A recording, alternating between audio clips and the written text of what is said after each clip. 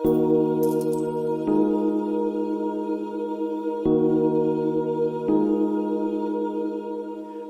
we celebrate the Feast of the Sacred Heart. And the Feast of the Sacred Heart tells us His love, His heart is love. And this love of God, this love can never ever be stopped by our sins. Hindi balutin man, may maawit natin na balutin man ang aking katawan ng kasalanan, matatagpuan at matatagpuan tayo ng may kapal. Hahanapin at hahanapin. Can you imagine si Father?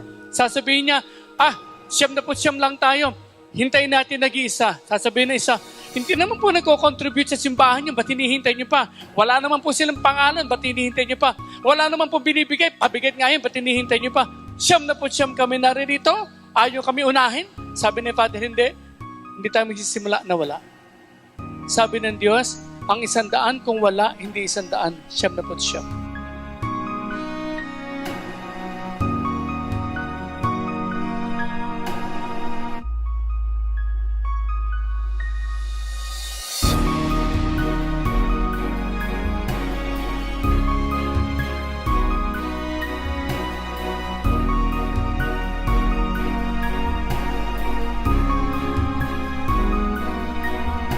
Let us be thankful. There is love that sin could not stop. Hindi po ba yung puso natin pinatitigil ng kasalanan na isa't isa? Naging bato ang puso, ayaw ng magmahal.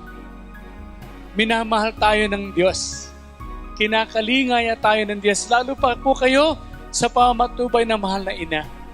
Kaya hiling ko po, buksan natin higit ang ating puso, isipan.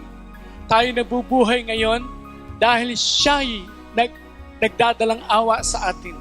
At nais niya, habang tayo nabubuhay, tayo'y naglalakbay palapit sa puso ng may kapal.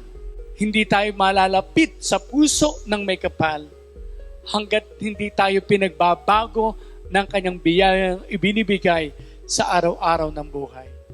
Dalangin ko po na sa tulong ng mahal na ina, hawakan niya ang ating kamay at ilapit niya tayo kay Jesus na ating daan, na ating katotohanan, na ating buhay.